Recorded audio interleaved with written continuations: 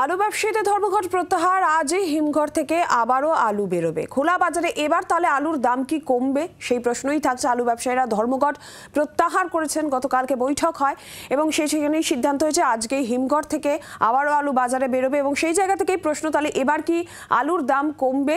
35 থেকে 40 টাকা কেজি দরে এখন বিকোচ্ছে আলু। কবে কমবে আলুর দাম, এই প্রশ্ন আম জনতার। আমরা জানবো বাজারের পরিস্থিতি। আর এই মুহূর্তে সরাসরি আমাদের সঙ্গে রয়েছেন আমাদের প্রতিনিধি অয়ন ঘোষাল কাকুর কাছে, ভিআইপি মার্কেট থেকে। অয়ন, খুব স্বাভাবিকভাবেই যে প্রশ্নটা আসছে, তাহলে ধর্মঘট যখন প্রত্যাহার করা হলো, হিমঘর থেকে আলু বেরোবেও, তাহলে কি আলুর দাম এবার একটু নাগালের মধ্যে আসবে? ভিআইপি মার্কেট কাকুর কাছে, সেখানকার ছবি কি অয়ন?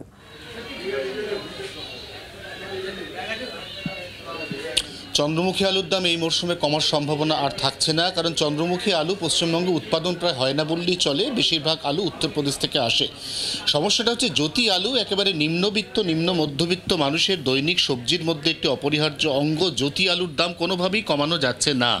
জ্যোতি আলুর দাম এখনও পর্যন্ত ঘোরাফেরা করছে 35 টাকায়। কোনো কোনো বাজারে একটু খারাপ কোয়ালিটির আলু, জ্যোতি আলু, সেগুলো 32 টাকা কেজি। এখন প্রশ্ন, আলুর ধর্মঘট অর্থাৎ প্রগতিশীল আলু ব্যবসা তারা ধর্মঘট প্রত্যাহার করেছে গতকাল সন্ধ্যের পর। ফলে গতকাল রাতে নতুন করে কোনো কনসাইনমেন্ট বা আলুর ট্রাক কলকাতার কোনো বাজারে ঢোকেনি। আজকে যদি সেই বাজারে আলুর ট্রাক ঢোকে, তাহলে আলুর দামের মধ্যে কিছুটা নিয়ন্ত্রণ আসবে, তার কারণ আলুর যোগানটা বাড়বে। কিন্তু যেহেতু গত পরশু এবং গতকাল পরপর দুটো রাত আলুর কোনো কনসাইনমেন্ট কলকাতা সহ রাজ্যের কোনো জেলাতে রিলিজ হয়নি, অতএব এখানে কিন্তু বাজারে এখন যার কাছে যেটুকু স্টক রয়েছে তিনি সেইটুকু স্টক দিয়েই পরিস্থিতি সামাল দিচ্ছেন। এবং তারা প্রত্যেকেই এক বাক্যে বলছেন যে জ্যোতি আলু আবারও নতুন করে, এই যে কিছুক্ষণের জন্য, বলা ভালো কয়েক ঘন্টার জন্য ধর্মঘট ছিল, তাতেই কিন্তু আড়তে 2 টাকা করে প্রতি কেজিতে বেড়েছে। এবং আড়তে যদি 2 টাকা প্রতি কেজিতে জ্যোতি আলুর দাম বাড়ে, তাহলে অবধারিতভাবেই বাজারে তার প্রভাব পড়বে এবং কোনোভাবেই সেই আলুর দাম আর 35 টাকার নিচে নামানো সম্ভব হবে না। অথচ হিসেব মতো জ্যোতি আলুর দাম এই মুহূর্তে থাকা উচিত 28 থেকে 30 টাকা। সুফল বাংলা স্টলে জ্যোতি আলুর দাম 28 টাকা। বিগত বছর অর্থাৎ 2023-এ এই সময় জ্যোতি আলুর দাম বাজারে ছিল 26 থেকে 28 টাকা। অর্থাৎ সেই যে দামটা একবার বেড়েছে, সেই দামটার উপর এখনো পর্যন্ত নাগাল পাওয়া যায়নি। এই অবস্থায় মুখ্যমন্ত্রী যখন সিদ্ধান্ত নিয়েছিলেন, ঘোষণা করেছিলেন যে রাজ্যের আলু ভিন রাজ্যে যাবে না, তখন তার প্রতিবাদে প্রগতিশীল আলু ব্যবসায়ী তারা স্ট্রাইকে চলে গেলেন, ধর্মঘটে চলে গেলেন। এবং যেহেতু সেই ধর্মঘট প্রত্যাহার হয়েছে, অতএব বাজারে আবার কবে আলুর দামের ওপর নিয়ন্ত্রণ আসে, তার জন্য আরও অন্তত 1 থেকে 2 দিন নজর রাখতে হবে বলে ওয়াকিবহাল মহল মনে করছে। নীলাঞ্জনা, অরূপ, তুমি আমাদের সঙ্গে থাকো। একটুখানি জেলার বাজারের ছবিটাও একটু দেখি। বর্ধমানে যাব, অরূপ আমাদের প্রতিনিধি সরাসরি রয়েছেন সেখান থেকেই।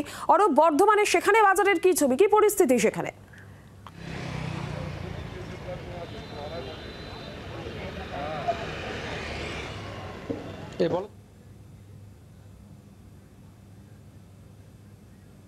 অরূপের সঙ্গে আমরা যোগাযোগ করবো। একটু চুচুড়ার দিকেও নজর রাখে আমাদের অপর প্রতিনিধি বিধান সরকার, চুচুড়া বাজার থেকে রয়েছেন সরাসরি। বিধান, চুচুড়া বাজারের কি ছবি আজকে?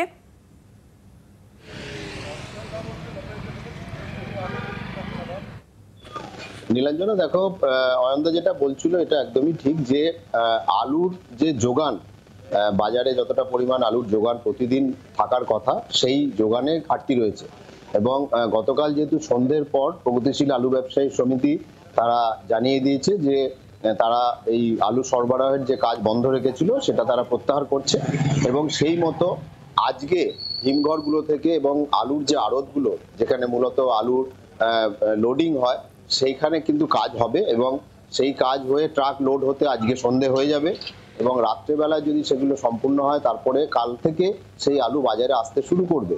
অর্থাৎ আজকে কিন্তু আলুর দাম কমার কোনো সম্ভাবনা নেই। আজকে যে বাজারগুলো রয়েছে, আমি এই মুহূর্তে রয়েছি চুচুড়ার মল্লিক কাসিম হাটে, এখানে কিন্তু সেই একই দর, অর্থাৎ জ্যোতি আলুর দাম 34 টাকা 35 টাকা, কেউ কেউ 36 টাকা নিচ্ছেন। আবার চন্দ্রমুখীর দাম কিন্তু 40 টাকাই রয়েছে। ব্যবসায়ীরা বলছেন, খুচরো ব্যবসায়ী যারা, তারা বলছেন যে যেহেতু আলুর ধর্মঘট ছিল, স্বাভাবিকভাবেই তাদের বেশি দামে কিনতে হয়েছে। এক একটা বস্তায় প্রায় 150 থেকে 200 টাকা করে বেশি দাম দিতে হয়েছে তাদের। এবং সেই বেশি দামে কেনা আলু তারা বেশি দামেই বেচবেন, এটাই স্বাভাবিক। যে কারণে অর্থাৎ আজকে আলুর কিন্তু দাম আলুর দাম এখনো কমবে না। পর্যন্ত কিছুটা আমি- কমতে বা নাগালের মধ্যে আসতে বা আদৌ আসবে কিনা সেটার জন্য আরো 2-3 দিন অপেক্ষা করতে হবে। বিধান, সঙ্গে থাকো। বর্ধমানের ছবি আবারও দেখবো। অরূপ লাহার রয়েছেন আমাদের সঙ্গে সরাসরি। অরূপ, কি ছবি বর্ধমানের বাজারের গুলোর, সেখানকার কি অবস্থা?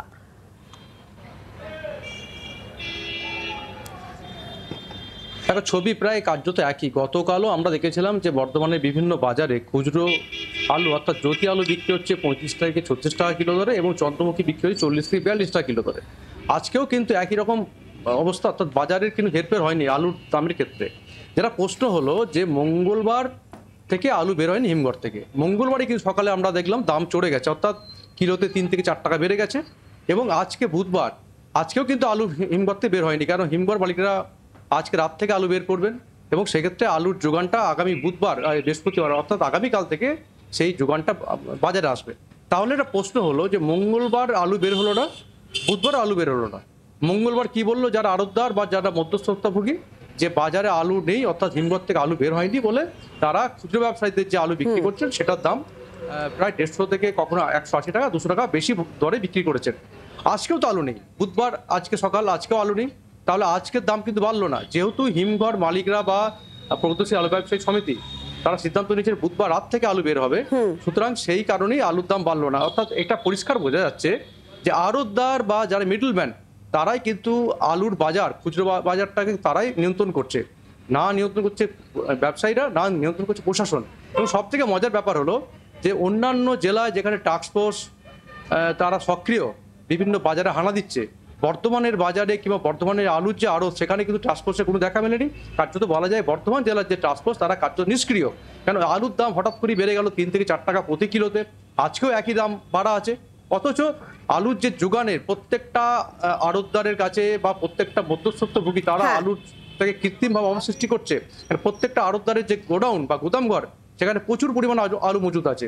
যখনই তারা দেখলো যে ব্যবসায়ীরা ধর্মঘট ডেকেছে, অমনি তারা কৃত্রিম অভাব সৃষ্টি করে বাজারে কম আলু ছাড়তে শুরু করলো, আলুর দামটা বাড়িয়ে দিল।